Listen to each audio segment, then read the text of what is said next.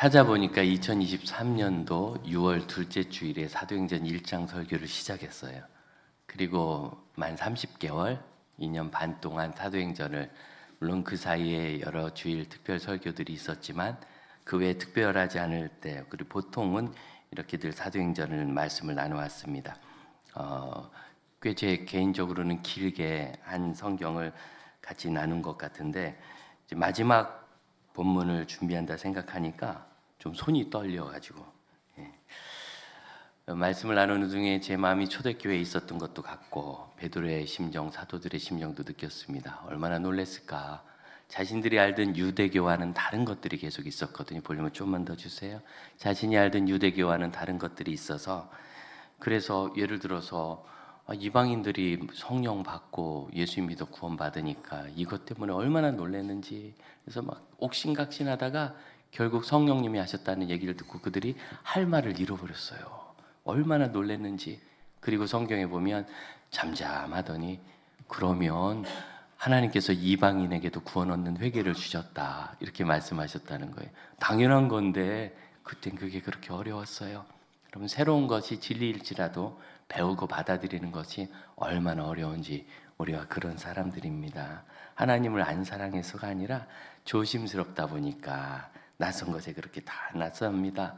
그 중에 하나가 제가 전도를 다음 세대 중심으로 해야 됩니다라는 것도 여러분 낯설지 모르겠어요. 교회들이 총동원 전도주의를 한다 그래서 보면 다 작년들 전도해. 그래놓고 그 다음 주 보면 또 아무도 안 나와요. 근데 여러분 어린 청소년들은 뭐 안 나오는 아이들은 안 나오지만 그래도 내가 한번 가서 예배 드렸는데 또 가야 되는 거 아닌가? 이런 부담감, 거룩한 부담감을 잘 가져요. 근데 이런 것들을 돌아보지 않은 것. 그래서 21세기 기독교인이 우리나라의 20%가 되는 이 시대를 이전의 선배들은 살아보지 못했어요. 훌륭하신 손양원 목사님, 주기철 목사님, 그런 시대를 살지 못했습니다. 우리가 이제 그 시대를 살고 있는데, 이런 변화가 우리에게 깜짝깜짝 놀란 일인 것이, 사도들의 시대와 우리와 놀라는 건 똑같아요. 우리는 낯선 것에 자꾸 놀라니까. 또 아나니와 삽비라 부부가 거짓말했다 죽은 거, 그것도 나쁜 거짓말, 물론 거짓말은 다 나쁘지만 참 그 마음에 약한 거 이해할 만하거든요. 전 재산을 팔아서 나도 남들처럼 드리고 싶은데 뭐가 그랬는지 일부를 떼고 다 드리고 이게 다라고 그랬는데, 그게 이제 문제가 돼서 둘 다 갑자기 죽었단 말이죠. 얼마나 끔찍한 일입니까? 여러분, 눈앞에서 사람이 죽어나간다는 게 얼마나 끔찍한 일입니까? 굳이 그럴 필요가 있었는가 싶을 때, 교회를 하나님께서 비상하게 역사하실 때 이것이 하나님이 임재하시는 공동체라는 걸 드러낸 사건이에요. 우리가 여기 이렇게 예배드리지만 여러분, 정말 하나님이 여기 함께 하시고 늘 임재하신다는 생각을 우리가 하고 있습니까? 그럼 그렇게 밥 먹으면서 불평하겠어요? 주방에서 별것도 아닌 것 같고 말 높이겠어요? 그 카페 가가지고 라떼 맛없다고 자연스탄 치겠어요? 지금 하나님이 여기 함께 하시는데 애들이 여기도 좀 말썽 부렸다고 그것 때문에 찡 부리겠어요? 하나님이 여기 함께 하시는 것을 느끼지 못하니까 아나니아와 삽비라도 그 작은 거짓말했다가 죽은 거 아니에요? 근데 하나님이 왜 그들에게 죽음 당하는 징계를 두셨는가? 그로 인하여 교회를 순수하게 지켜내시는, 각성하라는 거예요. 여러분, 그분들이 그 당시 그게 교회인지 몰랐습니다. 그냥 예수 믿는 사람들끼리 유대인 중에 모인 거예요. 그냥 우리끼리 모였는데 이것을 성령님이 지키시는구나라는 것을 증거를 보여주셨고, 그럼 그 일은 2000년 전이나 지금이나 똑같습니다. 그래서 여러분, 교회 안에서 우리가 각성하고 깨어있고 마음과 몸과 행동과 언행을 다 조심해야 되는 이유가 거기 있는 것입니다. 일반 사회와 다른 하나님이 임재하시는 공동체라는 특수성, 그리고 그것을 우리가 인식할수록 그것이 우리를 복되고 은혜롭게 만들어줍니다. 그냥 와가지고 예배드리는 사람과, 좋은 예배드렸다는 사람과 성령님이 여기 계심을 믿고 예배하는 사람은 다르지 않겠어요? 그것이 우리에게 힘이 되는 겁니다. 바울의 그 길었던 선교길, 끝없는 길이잖아요. 지금 가도 끝없어요. 그런데 바울이 지금 로마까지 20년 동안 전도하다 와놓고 아직도 더 가려고, 스페인 서바나까지 가려고, 이베리아 반도 끝까지, 유럽에서 저 끝까지 가려고 아직도 안 끝났대요. 20년을 돌아다녔는데, 그리고 마치 성경을 읽으면 영원히 할 것처럼 그렇게 막 적혀 있어요. 우리야 과거로 읽으니까 영원히 하지 못했다는 거 알지만 아마 바울은 그 당시에도 자기가 얼마에 순교당할 걸 몰랐을 거예요. 끝없이 할 만큼 그런 열정. 그런데 지금 보니까 이 시대의 복음 전도도 바울과 비슷해요. 2000년 동안 세계가 선교를 해왔지만 아직도 가까이 있는 우리 북한 땅, 아직도 참 가까운 일본 땅, 일본 선교를 그렇게 열심히 하고 우리 교단 목회자 중에서 제일 많이 가 있는 곳 중에 하나가 일본이고 GP 선교의 선교사들 중에 제일 많이 가 있는 곳 중에 하나가 일본이에요. 근데 이렇게 열심히 선교를 한다는데 일본 선교는 제가 대학 다니던 1980년대 그리스도인 5%, 4% 그러더니 지금은 0.8%랍니다. 이 선교 실패한 거 아닙니까? 실패하고 있는 선교를 왜 계속하고 있는지 모르겠어요. 우리 교회가 다음 세대 전도에 힘을 쓰는 것은 실패하고 있는 걸 그만하려고 하는 거예요. 어른 전도를 하지 말자는 게 아니라 어른 전도를 하되 20%에서 25%로 나가려면 지금 20년 동안 했는데 2000년도부터 2025년도까지 장년 성도가 늘지 않고 오히려 줄고 있어요. 이 원인을 어디서 찾는가? 선교 복음화 20% 시대는 상당히 진도됐기 때문에 이제 또 다른 관점이 필요하구나. 이걸 보지 않고 하던 대로만 하기 때문에 전 세계 기독교회가 어려운 겁니다. 끝없는 것 같은 변화, 새로움. 그래서 이 사도행전의 이 일은 그때 끝난 일이 아니라 지금까지 계속되는 일이기도 합니다. 특별히 이 마지막 결론을 보면 31절 그리스도에 관한 모든 것을 담대하게 거침없이 가르쳤다 이렇게 끝내고 있어요. 그래서 어떻게 됐는가? 그러니까 아직 사도 바울이 한참 사역을 하는 로마에서 30절 보니까 온 이태를 2년간 사역한 그때 이야기를 적고 있어요. 이들도 최소한 2-3년 더 사역했거든요. 그러니까 아직 한참 사역하고 있을 때 이 누가를 통하여 성령이 주신 사도행전이 정리가 되는 거죠. 왜 이런 결론으로 끝냈을까? 그럼 예수님만 해도 복음서가 예수님이 죽었다 부활하시고 승천하신 것으로 딱 정리가 되죠. 모든 성경이 그래요. 66권이 다 그런데 이 희한하게 이 사도행전만큼은 뭔가 정리가 안 된 것처럼 한참 하고 있는데 28장 다음에 29장이 있을 것 같은. 그래서 여러분 이 사도행전의 기록은 계속의 기록이다라는 것을 기억하시기 바랍니다. 따라합시다. 계속의 기록이다. 여기서 끝나지 않아요. 특별히 30절을 보면 온 이태를 2년이란 단어 앞에 온 모든이라는 전부라는 단어를 또 갖다 붙이고 있어요. 전부의 2년이라는 게 무슨 뜻입니까? 그러니까 사도 바울이 하는 일이 이렇게 그냥 어떻게 시간 되면 조금씩 한 게 아니라 그냥 내내 그 사역을 한 거예요. 놀랍죠? 또 30절 마지막 보면 다 영접했다. 몇 사람은 면회가 됐고 나머지는 면회가 안 됐다. 지금 구치소 가면 그렇잖아요. 그런데 그게 아니라 오는 사람은 다 맞았대. 아니 구금 상태에 있는 재판받을 황제 중한 죄수에게 어떻게 이런 좋은 기회가 있는지. 여러분 이러한 일을 하나님께서 해나가신다는 것입니다. 이 놀라운 일은 오늘날의 우리에게도 계속 이어집니다. 오늘 설교 제목이 사도행전 29장에 있는 사람들이라 했습니다. 이 사도행전을 영어로 액츠라고 하는데 액츠 29, 액츠 사도행전 29장이라는 사도행전 29라는 이 주제는 20세기 말 1998년도 미국 시애틀에 있는 두 분의 목사님이 이 시대에도 우리가 계속 전도를 해야 되지 않겠는가 하고 교회 개척 네트워크를 시작했어요. 세계적인 교회 개척 네트워크.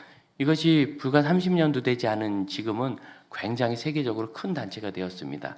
근데 상식적으로 생각할 때 이 시대에 대한민국에서 교회 개척 네트워크 해도 이거 망하거든요. 잘 안 돼요. 제가 아는 분들이 도심교회 어디 교회 개척 운동한다고 막 모아가지고 그 큰 교회들 한국교회 초대형 교회들이 여러 모였는데 10년 동안 한 교회도 개척 못하더라고. 왜? 이제 그게 많이 진행된 거예요. 역사를 제대로 읽지 못한 거죠. 그런데 이 교회 개척 네트워크는 미국에 머물지 않고 세계로 나가면서 굉장히 큰 단체가 됐습니다.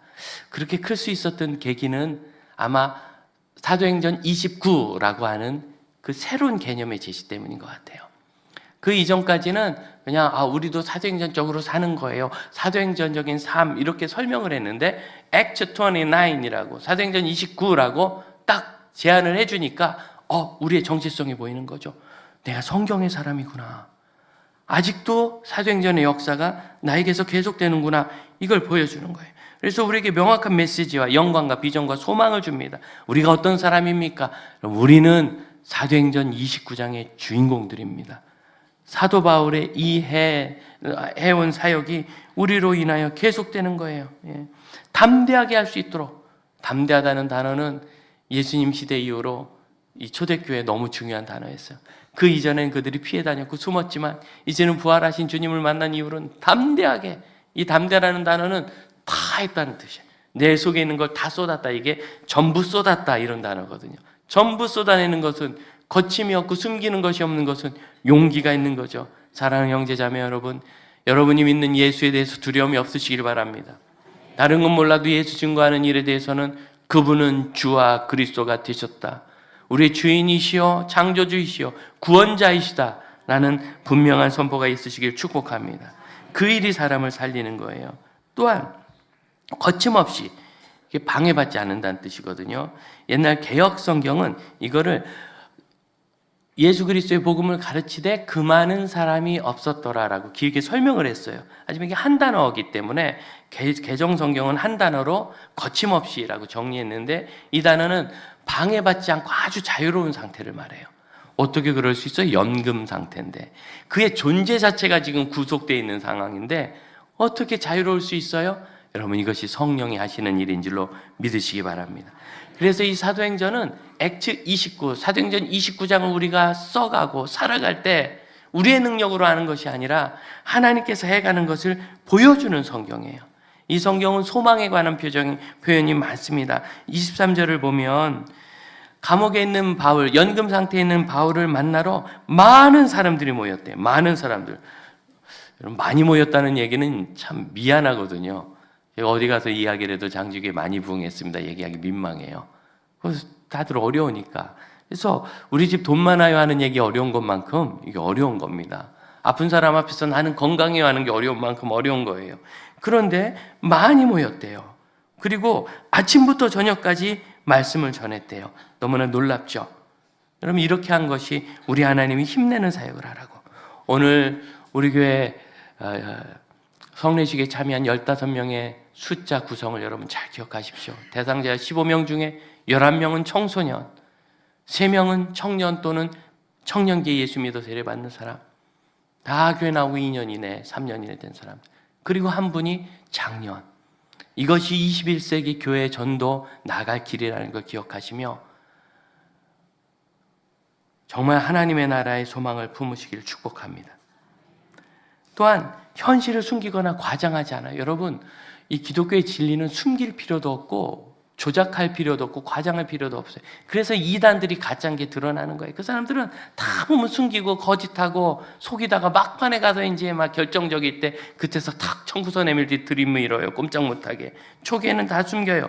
여러분 만나면 이단 만나도 아무 이상 없지, 아닌 것 같지. 여러분 만나도 이단 이상 같으면 이단이 벌써 굶어 죽었죠. 목사들이 봐도 이단이지 뭔지 잘 구분이 안 가는데, 그 속에 들어가서 영혼과 삶이 피폐해지고, 우리 교회도 그 옛날에 그 유명한 구원파 이단에 있다가 온 사람들 많았어요. 어떻게 됐는가? 나중에는 융자까지 교회에서 이렇게 제안해 주더래요. 융자 받아서 헌금하라고. 빚까지 지고 왔어요. 견디다. 처음부터 그랬겠어요? 있는 거 다 헌금하고 그 다음엔 빚을 내라. 하나님의 일이라고 하니까 이 게스라이팅이 돼서 벗어나지 못하는 거예요. 그런데 재밌는 건 너무 거기에 게스라이팅이 돼서 여기 와서도 처음엔 좋아하는데 한 2년쯤 지나니까 적응을 잘 못해. 계속 또 돌아다니는 거예요. 가슴 아픕니다. 현실을 숨기거나 과장하지 않습니다. 24절 보세요. 믿는 사람도 있고 믿지 않는 사람도 있어. 성령 충만하니까 다 믿더라. 아니요. 에덴 동산 그 좋은 곳에서도, 그 완벽한 상황에서도 사람은 죄를 지었어요. 그렇게 좋은 상황에서도 그런 짓을 하는데 왜 이 시대에 안 그런 사람이 없겠어요? 25절 보세요. 서로 맞지 아니하여 흩어졌다. 분쟁이 났다는 거예요. 그럼 교회 분쟁이 날 수 있어요. 뭐 아니라고 속이지 않습니다. 진리가 있으니까 그럴 수 있습니다. 하지만 성경은 우리에게 소망을 줍니다. 26절, 27절을 보면 사도 바울이 이사야서 6장 9절과 10절 말씀을 인용하면서 이 현상이 무엇인지 설명합니다. 여러분, 이 이사야서 6장 그 유명한 말씀이에요. 누가 우리를 위하여 갈고, 삼위 하나님께서 말씀하실 때 주여 제가 여기 있나이다 나를 보내소서 했던 그 말씀이 바로 이 이사야서 6장이에요. 그리고 났더니 하나님께서 그럼 너 가서 말씀을 전해라. 그런데 말씀을 전하면 그들이 듣느냐 안 듣느냐? 안 듣는데요. 27절 보세요. 마음이 우둔하여져서 그 귀로는 든하게 듣고 못 들은 척해요. 눈은 감고 못 본 척해요. 진리를 외면하는 거예요. 분명히 성령이 세례를 주도록 하는데도 눈을 감고 유대인만 세례 받는 거야? 우기는 거죠. 그래서 그런 사람들이 돌아오면 내가 그래도 회개했구나 하고 구원해 줄까 봐 너무 속상하다. 이건 인간적인 표현입니다. 사람을 통하여 하나님의 마음을 보여주는 거예요. 얼마나 가슴이 아픈지. 여러분, 너무너무 속상해서 그놈의 자식 내가 다시는 안 볼 거야. 근데 잘못했다고 오면 내가 또 받아주면 어떡하지? 난 바보같이 그러고 안 해야 되는데. 너무 속상할 땐 그런 마음은 드라마에만 있죠. 여러분, 안 하고. 그런 거 있잖아요. 그런 인간적인 감정을 여기에 두셔서 하나님의 마음을 우리가 이해하기 쉽게 표현을 해준 거예요. 그 사람들이 진리가 있는데도 못 들은 척해. 아니라고 하고 자기 마음대로 왜곡해요. 여기서 증거가 일어나는데 눈 딱 감고 못 본 척해요. 그래서 버티는 거예요. 사도행전 13장에 보면 사도 바울이 처음 선교하면서 전도 설교하는 게 나옵니다. 첫 선교지와 다름없는 구브로를 지나서 비시디 안디옥을 갔을 때 거기서 어떻게 아브라함부터 우리를 선택하사 선민이 되게 하시고 출애굽을 통해서 그 다음에 가나안 땅에 다윗 왕국을 세우시고 다윗의 후손으로 그리스도가 오셨는데 다윗이 시편에 보니까 자기 후손을 보고 내 주여 그랬는데 다윗이 어떻게 후손을 보고 내 주여라고 하느냐. 그러니까 그는 단지 인간적인 후손이 아니라 창조주 하나님의 아들이신 거고 그 아들이 우리에게 오셔서 십자가에 죽으셨으나 부활하셨고 그걸 내가 본 증인이라. 분명히 하는데 못 들은 척해요. 안 듣고. 그게 사람들의 마음이에요. 여러분, 세상에 가장 큰 징계가 뭐냐? 못 들은 척하고 안 듣고 마음이 우둔하여져서. 여러분, 참 표현이 죄송합니다. 이 우둔하다는 헬라어 단어는 두껍다는 거거든요. 마음이 살쪘다는 뜻이에요. 뚱뚱해졌다. 여러분, 참 이상하죠? 우리는 마음에 벽을 세운다고 생각하는데 단단해진 벽이 뭐냐면 뚱뚱한 거래요. 비대함. 어떤 비대함? 세상의 욕망과 자기 아집, 자기 생각. 내 생각이 강하니까 하나님이 증거를 주셔도 보지 않는 거죠. 그래서 자기 걸로 비대하니까 하나님의 말씀을 들을 필요가 없는 거예요. 욕망이 자신을 우둔하게 만들고 내가 욕심을 부리고 막 욕망껏 살다가 결국 내 영혼이 망해가는 거예요. 죽어가는 거예요. 비참해져요. 근데 그걸 외면해요. 내가 죽어가는데 죽은 줄 몰라요. 이를 악물고 막 하나님께 저항하는 사람처럼 하나님 살아계시면 나를 좀 놀래켜 서 구원해 보세요. 증거가 없어서가 아니라 당신이 안 본 거야. 넘쳐요. 어제도 우리 성례 문답을 하는데 장로님들 다 계시는데 거기 계신 장모님들 다 사회적으로, 개인적으로, 가정적으로 성실하게 다시고 좋은 분들이세요. 그래서 속고 속이는 분들이 아니세요. 그분들이 바보라 믿냐? 그죠? 우리 안에 정말 믿음을 지켜가는 많은 분들이 굉장히 훌륭한 분들이세요. 그런데 자기 욕망을 부리고 자기 뜻대로 살면서 하나님의 뜻과 부르심을 버려요. 그러면 하나님이 어떻게 하느냐? 방임해 두는 거예요. 이런 방임은 마지막 전도입니다. 뭐냐? 계속 잘해주니까 기고만장해가지고 난리치는 거예요. 도저히 안 돼요. 이렇게는 더 나빠지겠어요. 그래서 이제는 끝입니다. 성경이 있잖아요. 이 예수 믿는 복음은 너와 아무 상관없으니까 너 나가라. 그랬더니 그때서 그 사람이 놀래가지고 제가 잘못했습니다. 제가 벌받지 않게 해주세요. 그럼 회개하라. 하나님이 혹시 너를 용서해 주실까? 그래서 성경은 버려두는 이유, 사단에게 내주는 이유를 그가 사단에게 짤쩔이 고생하다가 이렇게 못 살겠다 해서라도 돌아올까? 그럴 확률도 너무 적지만 방임. 그럼 내가 욕심껏 내 마음대로 나 자신을 위해서 살면서도 아무 문제 없고 행복한 것 같으세요? 혹시 그것이 나에게 하나님의 방임은 아닌지 조심해야 됩니다. 제가 가운을 입어서 안 보이는데 제가 아끼는 넥타이가 하나 있습니다. 이겁니다. 조그만 보이죠? 근데 오늘도 아침에 제가 그 얘기를 들었어요. 목사님 넥타이 우아. 그래 우아가 뭐냐 그랬더니 잘 모르는데 우아래. 우아. 근데 간혹 아주 비싼 넥타이 저도 선물 받은 게 있습니다. 그걸 맸을 땐 그런 얘기하는 분이 없는데 이건 여러분 싼 겁니다. 아마 이 안에 있는 의미 때문이 아닐까. 1994년도에 2년 반 생활하던 군대 제대할 때 군인교회 집사님들이 저 제대하는 날 입구에서 지키고 서가지고 저를 하루 종일 끌고 다녔어요. 집에 못 가게.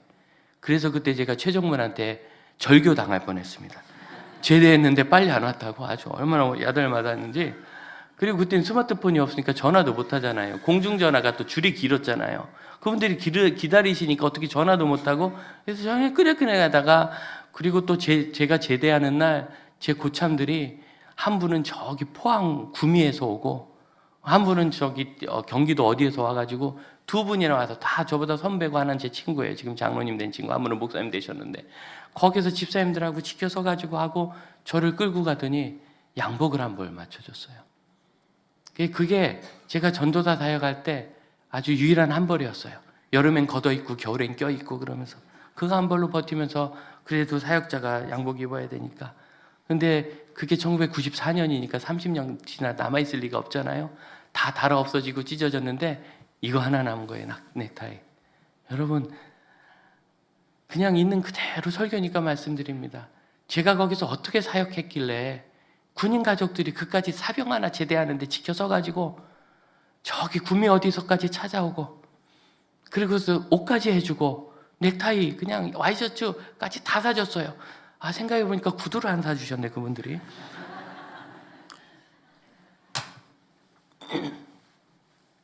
그래서 제가 너무 황송했는데 아마 사역을 준비해준다는 마음이 있었던 것 같아요. 제가 어려운 걸 아니까.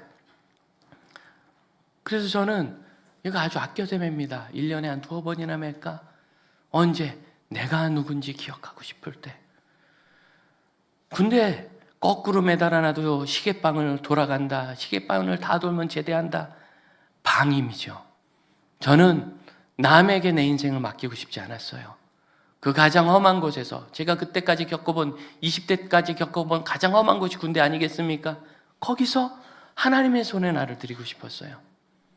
그리고 정말 하나님은 지금까지 제 평생에 역사한 것 중에 가장 많은 역사와 기적을 마치 선교지에서나 겪을 법하게 군대에서 겪을 수 있도록 해주셨습니다. 말할 수도 없어요. 말할 수도. 내가 여기 오나보다 싶으면 1년 뒤에 심지어 소속 부대를 해산시켜가지고 거기로 보내셨어요.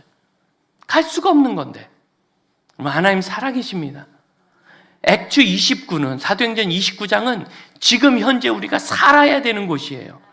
살아계신 하나님을 만나며 주님 안에서 사역하고 함께하는 것. 스스로를 깨어있게 하십시오. 우두나무로 버려두지 마십시오. 환경, 상황, 두려움, 욕망 이런 것들이 내 자아를 비둔하게 만들게 두지 마십시오. 그러면 여러분 혹시나 어려울지라도 거기서 하나님의 새 일을 보게 될 겁니다. 29절 그런즉 하나님이 이 구원을 이방인에게로 보내신 줄 알라.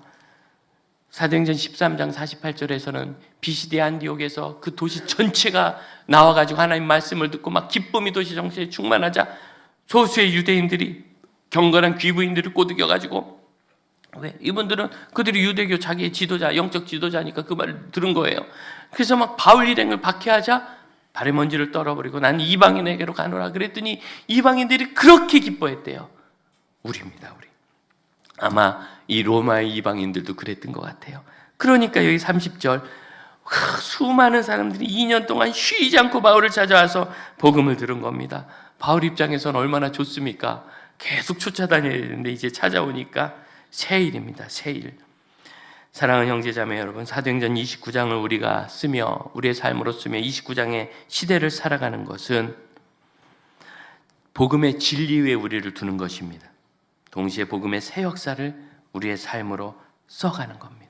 옛것을 흉내내고 옛것을 그대로 가져오는 게 아니에요. 사도행전과 똑같이 하자. 이것은 학자들이 착각한 얘기예요. 사도행전은 지나간 거고 21세기의 사도행전 29장은 새로 써야 되는 겁니다. 그 일을 저와 함께 우리 성령님과 함께, 우리 선교사들과 함께, 우리 목회자들과 함께, 우리 모든 사역자들과 함께 함께하는 교회가 되기를 축복합니다. 우리 교회 창립 50주년, 이 송파구가 생기기도 전에, 송파구는 88 올림픽 즈음에서 생긴 거예요. 그 전에는 일부에는 강남구, 일부에는 강동구, 일부는 저기 하남, 성남에 포함되어 있다가 이걸 딱 떼가지고 송파구 만들었습니다. 생기기도 전에 이 문정장지 지역의 첫 교회로 50년 전 여기 세워져서 여기서 그동안 사역을 했습니다. 그런데 50년 지나 지금 보면 이전 것은 지나갔고 아무것도 없고 다 새롭게 됐어요. 심지어 이 본당까지도 여러분이 잘 모르실 것 같은데 1층을 또 고쳤어요. 그래서 3층으로 올라가고 계속해서 여러분 장지교회는 필요를 따라 나아가는 교회입니다. 옛 것을 지키며 추억에 잠기는 것이 우리의 본성이 아닙니다. 우리에게 현재는 미래와 같고 미래는 과거의 새로운 반영입니다. 사도행전의 마지막 문장을 이렇습니다. 31절 보면 모든 것을 담대하게 거침없이 가르치더라라는 한글 단어로 끝나는데 원문은 이렇습니다. 하나님 나라를 전파하며 주 예수 그리스도에 대한 것을 가르쳤다. 담대히 거침없이. 사도행전의 이 마지막 단어는 담대함과 거침없음이에요. 누가복음의 맨 마지막 문장은 이렇습니다. 맨 마지막 부분은 예수님께서 승천하시면서 너에게 성령이 임할 때까지 예루살렘에서 기다려라. 또 제자들이 하나님께 감사하고 기쁨과 성령 충만함으로 성전에서 찬미함을 기다렸다가 그들이 성령 받는 게 사도행전의 시작이에요.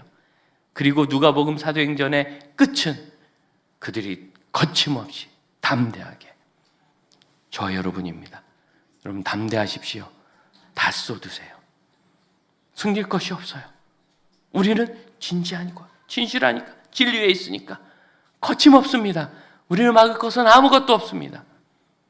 우리 세상에서 노터치라는 것이 아니라 우리의 영혼이 매이지 않고 심지어 육신으로는 이 손목이 매이고 발목이 쇠사슬에 매일지라도 우리의 사역과 삶과 영혼은 매이지 않습니다.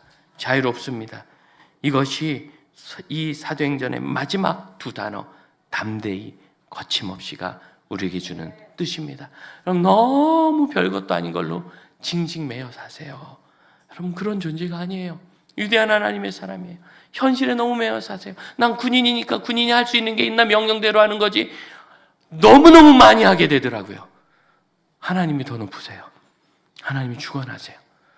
나는 우리 집안이 어째서, 우리 부모님이 어째서, 내 공부가 어째서, 내 직업이 어째서 그 무엇도 여러분을 매지 않습니다. 그게 쇠사슬보다 강합니까? 우리 주님이 그 속에 참된 자유와 영원함을 주시는 것을 믿으시길 바랍니다. 제가 여기 메고 있는 이 넥타이처럼 내가 누구인가를 스스로 자꾸 떠올려야 돼요. 저절로 되지 않아. 우린 자꾸 비둔해지는 습관이 있어요. 현실에 만족하고, 제가 천국 갔는데, 그냥 2025년 이후로는 장지가 50년 넘어가고 교회는 안정되고 성도들은 부흥하고 성도들은 저한테 잘해주시고 난 편안하고 그래서 비둔하게 살고 왔다고 하고 싶지 않습니다. 전 지금도 이 마지막 설교를 준비하면서 가슴이 떨렸던 것, 먹먹하고 열정이 생기고 마치 설교를 준비하는데요 여러분이 제 앞에 막 모여있는 것 같았어요. 마지막 말씀 뭘 하려니까 하고 모여있는 것 같은 그 긴장감, 전 이걸 제 가슴에 품고 살아가겠습니다. 우리 함께 그렇게 되기를 축복합니다. 우리 자리에서 일어납시다. 선한 능력으로 3절과 4절을 가사를 생각하며 함께 찬양합시다.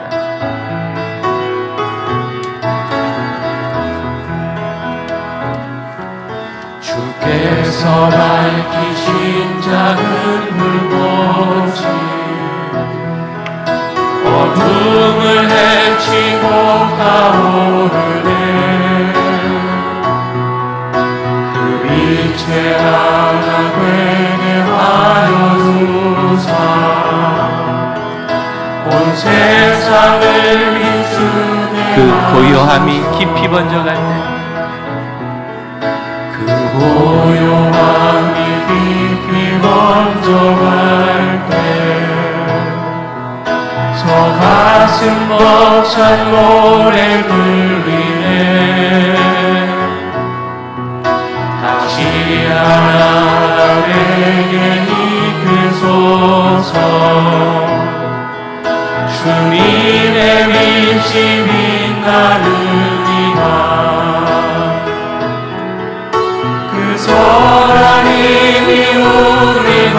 역사시니 믿음으로 일어날 일 기대하네. 주 언제나 우리와 함께 계셔 하루 또 하루가 될 새로워. 할렐루야. 기도하겠습니다. 주님, 저의 삶이 이 세상에 짧은 것 같으나 결코 짧지 않게 한 세기를 달려갑니다.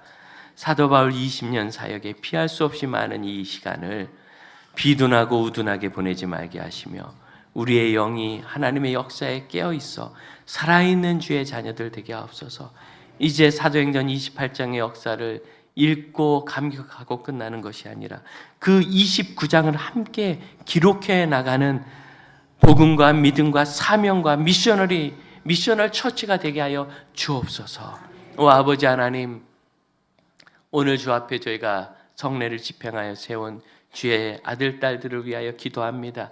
그들의 생애가 하나님께서 써가시는 사도행전 29장이 있음을 믿고 내가 귀막지 않고 눈 감지 않는다면 하나님이 내 생애 하시는 위대한 일을 반드시 만난다는 신앙의 당연한 고백이 있게 하여 주시고, 우리 주님은 결코 거짓되지 아니하시니 우리가 약한 것은 약한 것이고 어려운 것은 어려운 것이고 묶여있는 것은 묶여있는 것이고 반대를 받는 것은 반대를 받는 것이나 담대하며 거침이 없다는 것을 기억하게 하여 주옵소서.